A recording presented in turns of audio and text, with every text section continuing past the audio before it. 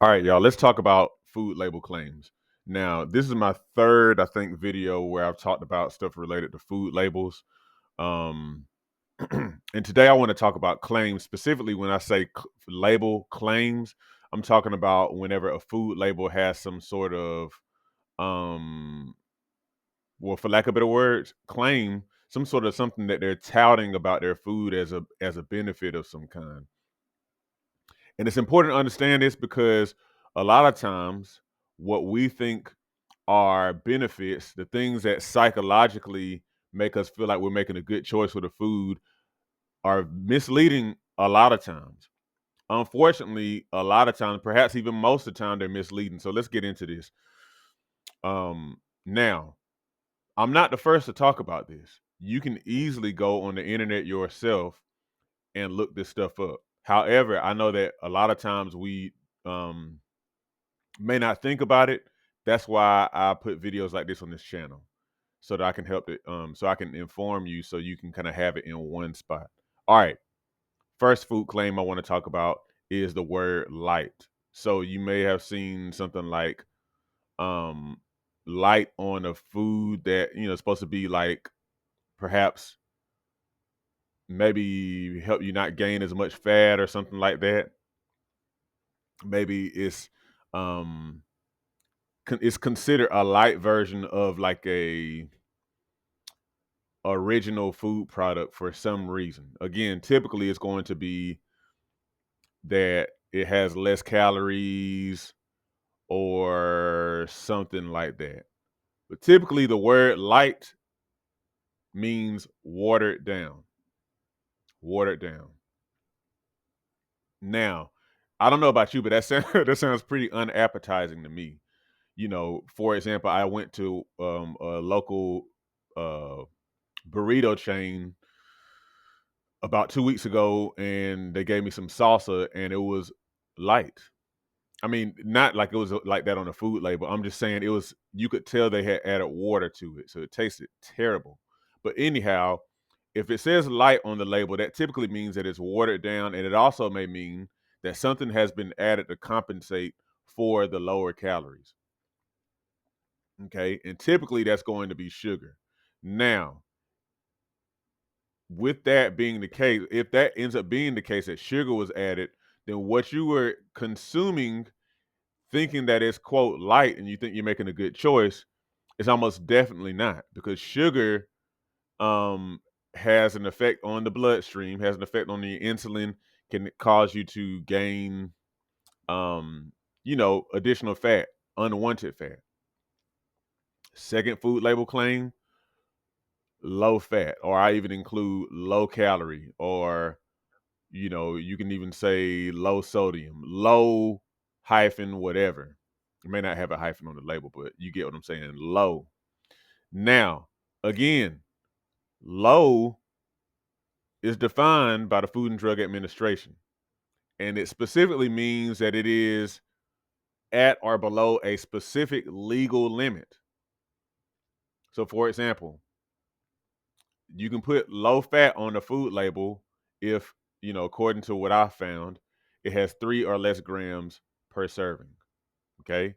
Low calorie. Um, I don't know what the legal limit for calories was, but it has to be at or below a certain amount. Now, here's why that can be misleading for you and I. If you see low calorie or you see low fat, first of all, low fat is not always a good thing because we need certain fats. We need certain fats to actually be healthy.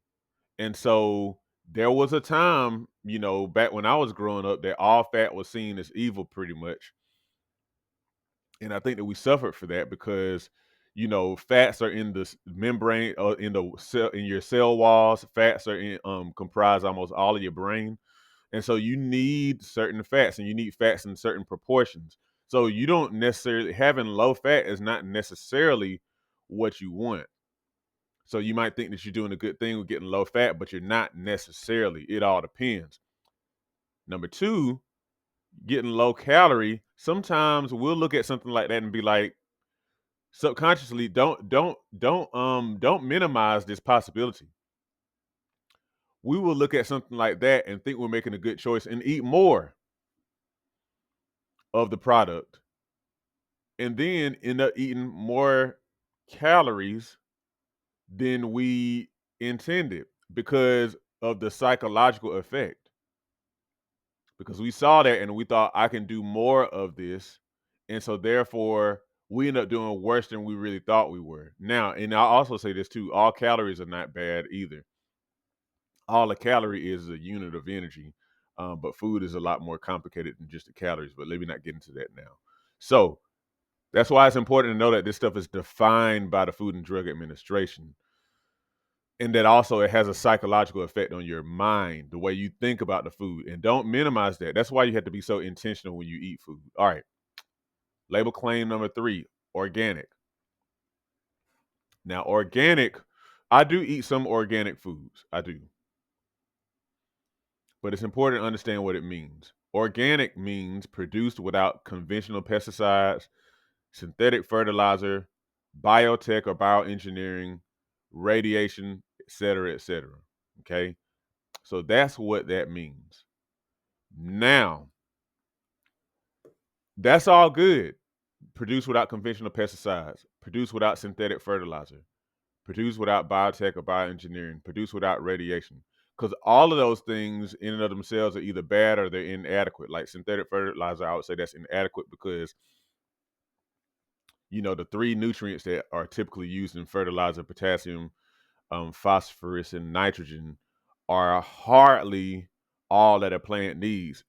Plants need a whole lot of different nutrients like we do, but we only replenish those three because those are the ones I think that help a plant to actually look good and the fruit and all that kind of stuff. But this typically means that our fruits and vegetables aren't as nutritious. But anyway, let me not lose track of what we're talking about here. Organic, I think, is typically a good thing, but at the same time, I think it's important to understand what this is not necessarily saying. So if it's not produced with conventional pesticides, it could be being produced with other kinds of pesticides that are more natural. Now, I think this could be a good thing, but maybe it also could be like not a good thing. In a previous video, I talked about natural and artificial flavors. When we look at something that says natural flavors, we typically kind of feel like, oh man, so this is healthy. It doesn't have anything artificial. But natural flavors tend to be so derived. So that means that they're derived from like a more natural source instead of being derived from like petroleum or something like that. But they're derived. It's such a small part of a natural thing that it has the same effect. It's virtually the same thing as like something derived from an artificial product, because you might get like a specific, um almost, I won't say at a molecular level, but a very, very small part of something extracted from the whole of the natural thing, if that makes sense, is just like the same thing from an artificial source. So as far as like if something is produced with like a natural pesticide, I would have to see what they're talking about. Um Synthetic fertilizer versus like organic fertilizer, it depends. That could be a very good thing, but I think what's really important is to understand that whenever we fertilize our vegetables, we really want something that's going to be full spectrum, that's going to provide not just nitrogen, potassium, and phosphorus, but it's also going to help supply all, as many other nutrients as possible. And typically, from like what I know about gardening, which is, I'm not the best gardener, but like just from general learning, like you really want to have gardens fertilized with organic material of all kinds, um, because that's how you're going to get a full replenishing of all, like a wide spectrum of vitamins and minerals that plants can take in and be healthy themselves, healthy, and then provide good nutrition for us as humans. Biotech, bioengineering, yeah. I mean, I think that kind of goes without saying. Um, I'm, I'm always skeptical personally of that kind of stuff. because essentially what you're doing is you're kind of tinkering with the information on the inside of a plant. And being a having a background as an engineer, you know, you kind of take this for what you will, as far as like whether or not this is a good argument. But this is the way I think about it. I have a programming background as an engineer, and so I've, done a good bit of coding and the maintaining code, fixing code and stuff like that. And one thing you learn with code is that if you go in and you kind of tinker with something, you can take out a comma or a semicolon, or misspell a command or something like that, and that can break your whole code. And so I don't take bioengineering lightly. I try not to eat stuff that's GMO. Every now and then I do, but I try not to do that generally because I don't really trust that stuff. And then so on and so forth. All right. So label claim number 4, whole grain.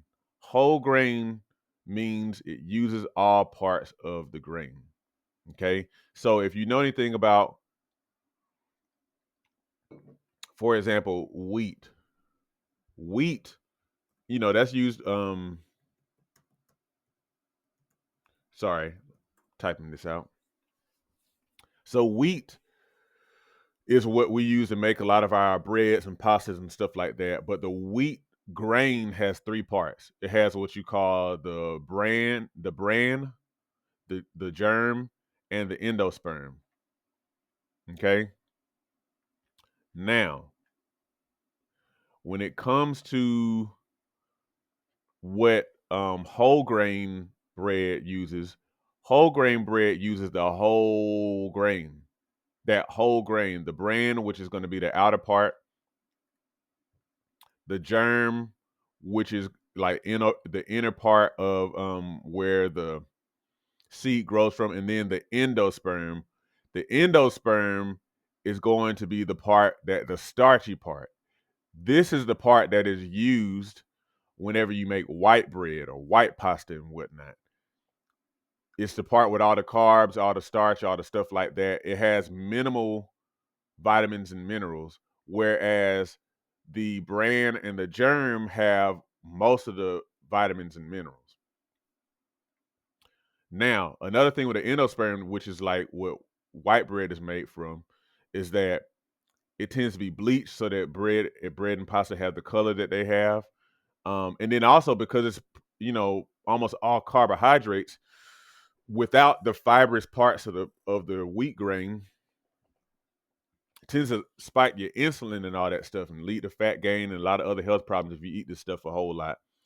Um, Now, when the product says whole grain, that means that it doesn't mean that the whole bread is whole grain. If you look at the ingredients and you see whole grain bread, typically you have whole grain flour in there, and then you also have enriched wheat flour.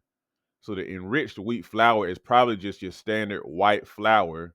And so whole grain products can call themselves whole grain if the main ingredient is whole grain flour. That's important to know so that you understand what you're actually eating. It's not necessarily that it's made out of all whole grain flour, because if it was, I guarantee you the product that you have wouldn't necessarily be as soft and all that as people typically want their bread to be. It'll be tougher and whatnot. But people will add that in there and probably put a little more of that than they put in the enriched wheat flour, so that they can say that it's whole grain. But again, if it's really fully whole grain, then you have a much harder, probably tougher kind of bread or whatever than what people tend to like to eat these days. The bread that we have that's so soft and all that kind of stuff is not like bread used to be. It's just kind of like textured so that people like it more. All right, multigrain. Now, understand this. There's a big difference between whole grain and multigrain. We talked about whole grain. Multigrain only means that the bread has more than one type of grain, but it does not necessarily mean that the bread is whole grain. And and of course, I haven't had multigrain bread in a while, but I would be willing to. I'm speculating that most multigrain bread is not whole grain. So, for example, you might have bread that was made with wheat flour and rye flour or something like that. But both of those could be white flours. And so you think that you're doing good because it says multigrain. Oh, it has multiple grains, and somehow that just kind of sounds healthy. But if you think about it, it doesn't mean it don't mean anything. It don't mean anything. This is why you have to look at the label claim, but then you also need to look at the ingredients. Look at the ingredients. Okay. So multigrain means nothing. It means nothing. Okay. And then finally, this is 1, 2, 3, 4, 5. Number 6 is whenever you have something free, like fat free or sugar free or um so on and so forth. Now, all that means, again, is that according to Food and Drug Administration, it has less than half a gram per serving. And I think that's especially with like fat, maybe even sugar too. I think that's what that means for both of those. Now, so it's still some there. That's not really accurate. It's just what the Food and Drug Administration sets as a threshold to allow people to say that it has 0 grams. And so, because it makes it seem better, again, psychologically. And we kind of learned this is rounding down what we learned in elementary school. They round down if it's less than zero point 0.5. So there's probably still sugar in there. There's probably still fat in there. Again, understand all fat isn't bad, so that's not necessarily a problem. But then also, if there is, for example, trans fat, if it has zero point 0.4 grams of trans fat, they're going to say 0, but there is trans fat in there. Okay, and so you need to understand that. That's why you need to know the ingredients, because then if you see partially hydrogenated oil, then you'll know there is trans fat in here. They're just able to say this, so it has a psychological effect on me thinking that, oh man, this is a better product, even when it's not necessarily. And they make whatever money because you think about this stuff the way that you think about it, rather than understanding what's really true about it. Okay, now, to finish this video, this is what I want to say to you. A final word. Understand the psychological effect of a food label on your thinking, on your mind. Because again, you could see that it's a light product, you could see it's low fat, you could see even that it's organic, even though you can have organic cookies, you could see that it's whole grain, multigrain, fat free, sugar free, whatever. And all of those things, those claims often are misleading because they make you think something about a food. But that's why you need to understand the way that food labels are set up so you're not being misled. There's a Bible scripture. If you're familiar with the Bible, then you know it well. John 8:32, you will know the truth and the truth will set you free. And obviously there's a whole context to that, but just kind of thinking about that still, even that part in this circumstance, if you don't really know the truth about food labels, then you will be in the dark, and you'll think you're doing good for your body when you're actually doing the opposite. But when you know the truth about food labels, then you can make real good decisions for yourself, for your body, for your health, and you can really actually go in the direction of health rather than spinning your wheels and just kind of wondering, well, hey, but I got the fat free version and all this kind of stuff. Why are my numbers still bad? You see what I'm saying? So anyway, if this was helpful to you, send it to somebody, watch it again and again, leave a comment if you have any thoughts about it, and y'all subscribe if you haven't subscribed already. Okay, y'all have a good day. As we get older, it becomes increasingly important to maintain and build muscle. Muscle helps you burn fat, stay mobile, and can contribute to longevity. However, many people have no idea how to work out to build muscle. My mini workout series on Patreon provides you with my body weight mini workout video library. These workouts use little to no equipment, which means that you can do them in the privacy of your own home. They start at beginner level and progress from there to ensure you continue to see results. Every workout is a full body workout, hitting chest, back, legs, and glutes, as well as other muscles in between. Become a patron today and receive access to my series of mini workouts, plus access to a digital copy of my book, 8 Weeks to Transform Your Diet and Your Health. By combining the workouts with healthy diet changes, as outlined in my book, you'll definitely be on your way to weight loss, improved health, and visible results. Join me at patreon.com/ShawnB2B Fitness today.